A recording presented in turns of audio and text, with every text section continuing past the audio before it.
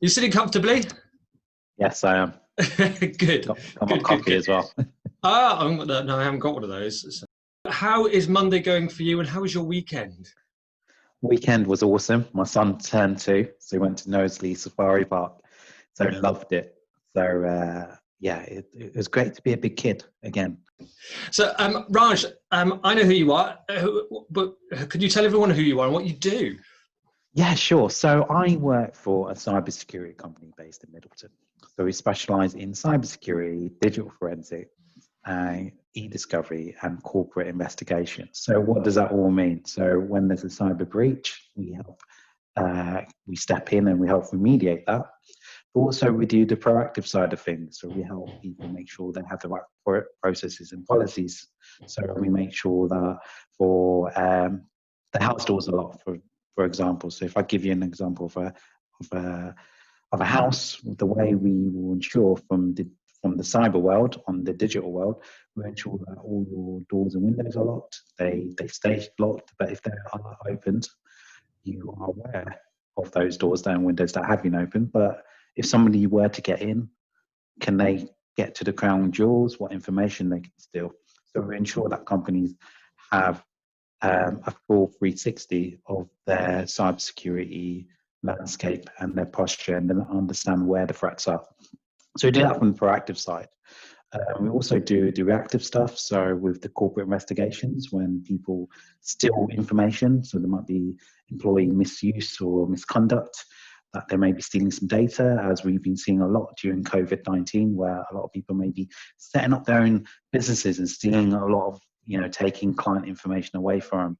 So what we try to ensure is that they have the right processes and policies in place.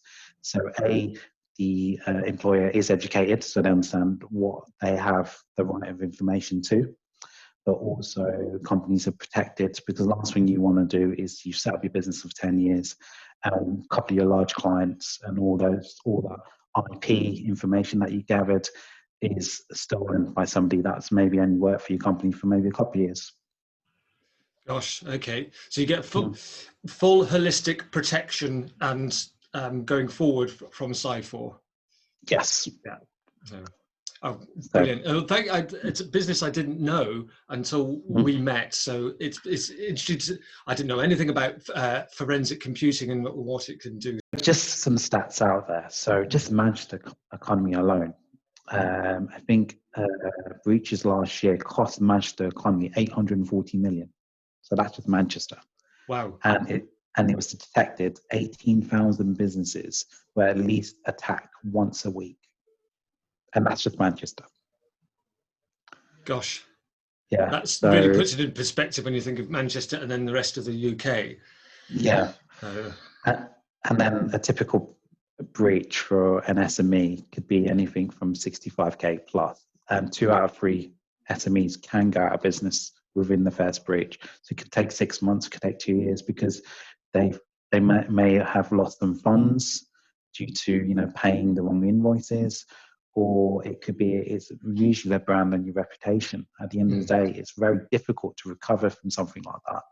It's like somebody's come into your house, stolen all your stuff, and they shouted about it. This is what we've done. And unfortunately, this is what happens in the world. And this is where it's always best to work with a well-trusted cybersecurity company, like, for example, like Cyfor, because we have a lot of ex-police that are technical staff. So not only can we advise you from the proactive stuff, but if you were to go through a legal proceedings, we can make sure that you got the right evidence. So all our reports are court admissible, but we also have the right advisors to help you through that step. So we can also come in and be an advisor for you during these proceedings, but also we're trained to give evidence as well. So you're fairly new to cyber, but you're enjoying yourself. It sounds like you are. Yeah, so my background in cyber is, yes, I've worked on various projects. So my first cyber project was probably about 8 years ago. So I've done a lot of, I've been almost like a web developer before, built apps, but from there I realized I wasn't very good at technical stuff, but I was more good at explaining things. So when I worked with these projects, I was doing the whole agile Prince 2 methodologies. And when you went to design an application, I start coming across with the word called pen testing or penetration testing. I thought, what does that mean?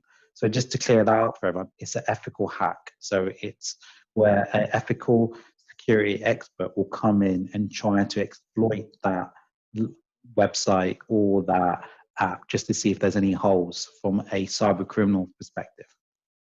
So it takes a very long time to get certain these badges. So just to get a simple CREST cybersecurity badge, you need to have at least 5 years industry experience before you can get some of these badges. So, a lot of people that have these cybersecurity badges, they've gone through the works and they've got the industry experience to do so. So I started to become a lot more interested in these projects because it was affecting all of us, from these breaches that you hear, that you see online. I think the largest, the largest one I remember was from from Travelex, actually, during the Christmas period, which affected, but you also need to remember how many lives does that affect. Okay, the company got affected, but think about all those people that were on holiday that maybe not be able to access their money or their personal information that's been leaked out. So cyber, to me, yes, the company does get affected, but it's also the individual. Mm-hmm. So a big pain for a lot of people, which I see. And I remember I used to be one, and I'm completely guilty of this. Oh God, I have to update my laptop. I've got this email to do. I've got all this work to do. And my laptop used to take forever to reboot and update. But the reason why these updates get released all the time is because either Microsoft or the application that you're updating, there's vulnerabilities that have been discovered in the application. So all I can say is regularly update all your software. So hence why we get all these updates. As you can imagine, 18,000 attacks, or 18,000 businesses get attacked weekly. You can imagine that you want to make sure that you're not the victim of one of those attacks. And the simple thing is updating your laptops and also making sure you've got a strong password. So that could be anything from using like a password manager. There's loads of ones out there at the moment. The one that I particularly like, which I have used previously, is the Google one, because it's free. And every time when I update, move, maybe use a new computer or a new laptop, all I need to do is log into my password manager, which is linked to my Gmail account, and it can generate a password for me, but also I can copy those passwords and type them in. So I don't really need to remember so many passwords. I just need to remember that one. I definitely recommend. Sorry. Didn't know that existed. Didn't know that was that Google or other companies could do that for you. So all guilty of using the same password, I highly recommend use a password manager. Gosh, okay. I'm going to look into that myself, actually. Gosh, your knowledge is fantastic. I love it. I'm literally just lapping this up at the moment because it's not an area that I come from at all myself. So it's hugely interesting. The problem that we face is that you have a lot of corporate organizations that obviously have the right processes and have the right funding to implement a lot of this. But a lot of the SMEs aren't. First of all, you mentioned you weren't aware about half of this stuff that we mentioned about the password manager. But it's just the educational piece, because if I'm educating yourself, you're educating your nieces and nephews. Also, I've got my grandmother that uses emails, and I'm just like, whatever you get, I will check your emails, because she could easily download something onto her laptop or see a BT bill, which is a phishing email, and she thinks she's got a bill that she needs to pay. And I'd be like, grandmother, you don't even have a BT line, so don't worry about it. So it's just trying to educate people on what emails to look out for as well. But the main thing to me is, the more people I speak to, the more people do what I do, it's just going to make all of us a lot more cyber resilient, and protecting ourselves. It's not going away. It's just going to get more complicated, and that's the scary part. Okay, Raj.